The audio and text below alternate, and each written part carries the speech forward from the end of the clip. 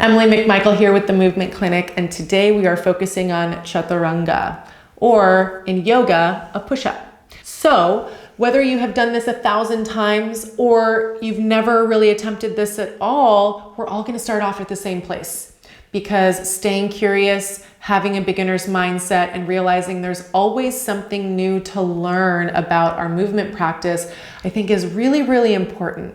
So let's get started together in a tabletop. Make sure that you're planting your hands so that they're ready to weight bear. So that means that the wrist creases are parallel to the front corner of your mat, or front edge of your mat rather. Fingers are spread comfortably wide. Press down into the L space of your thumb and forefinger and your finger pads. So often when we start weight bearing, I see kind of the L space of the thumb and forefinger lifting up. Please make sure that you are really pressing that part down, okay? You can think of it as well, if you plant your palms, as squeezing your forearms towards one another. And you'll have that same kind of rooting down through the L space of your thumb and forefinger.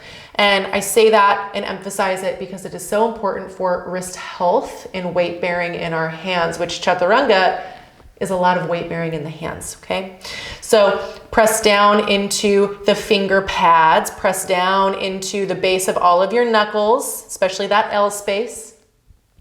And as you really press away, feel your shoulder blades wrap wide and maybe a sense of hollowing in your armpit. If you want to pick up your fingers and kind of check, does it feel hollow?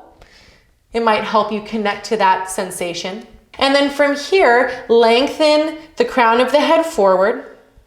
You'll notice I'm not lifting my chin and reaching my chin forward. I'm, again, instead lengthening the crown of the head forward and almost lifting my throat into the back of my neck. So nice long spine from the crown of the head all the way through your tailbone. Now, absorb the low ribs. Draw the low belly up and in as though you could drag these front bony hip points up and in towards your belly button. Don't lose any of that. Now I might look like I'm rounding here. That's fine for now. Keep that. Walk your knees back a print or two so that your knees, hips, and shoulders are in one line diagonally. Common mistakes that I see here is that as people begin to lower down, they let their hips lead, right? So this is why we're emphasizing lifting those bony hip points up and in towards your belly button. You'll notice that my sit bones lengthen to the back of my knees.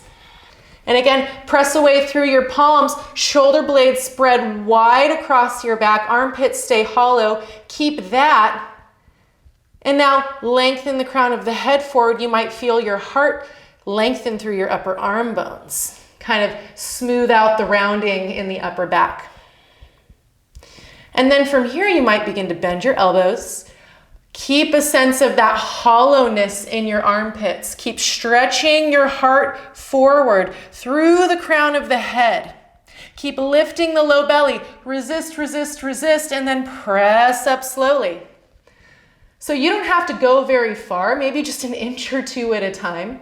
Each time, maybe try to get lower. Notice as you lower, if that L space of your thumb and forefingers have floated up, press down into that L space over and over and over again. Stretch your heart forward. Notice if your shoulders are dumping forward, draw them up and back. Drag shoulder blades down the spine and hollow out your armpits again. Maybe come all the way to your belly. Okay, and if you have made it all the way to your belly, wonderful. Let's do all of that in reverse. So press into your knees. Lift your belly button off the mat, but not your low ribs. So you might already notice that my belly button is lifting. I can lift those bony hip points up and in. The low ribs are absorbed.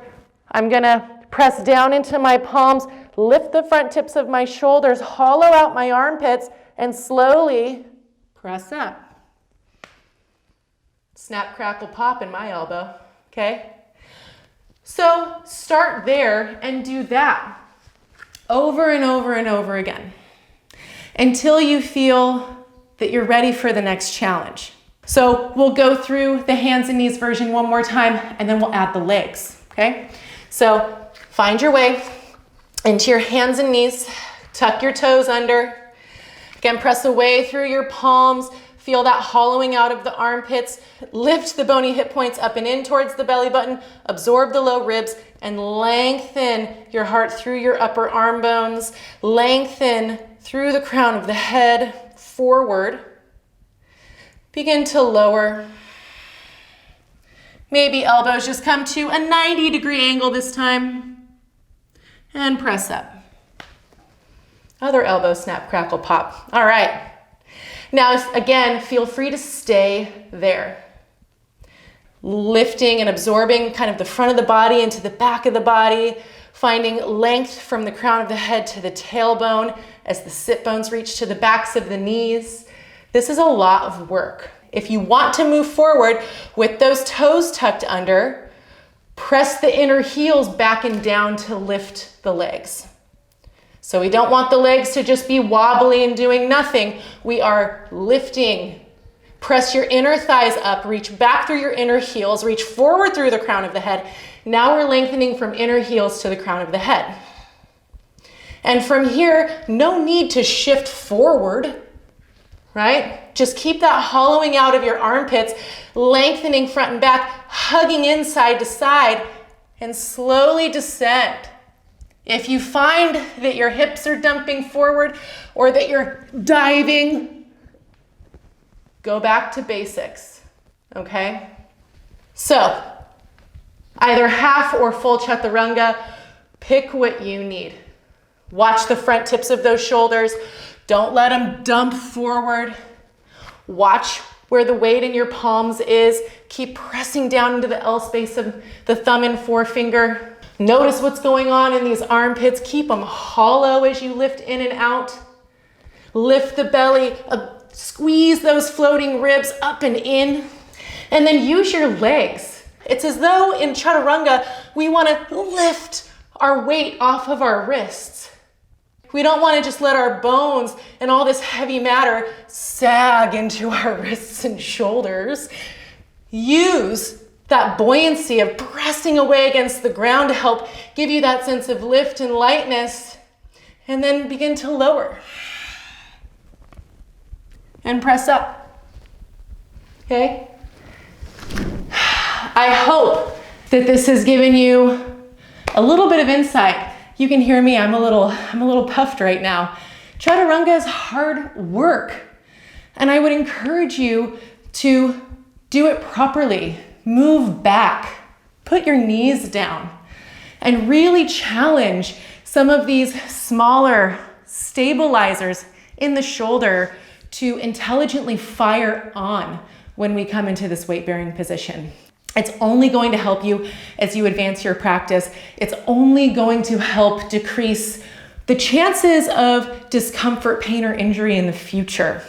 So even if you've done it 1,000 times, if there's something that you learned that was new here, I very much encourage you to take a step back, put your knees down, move slower.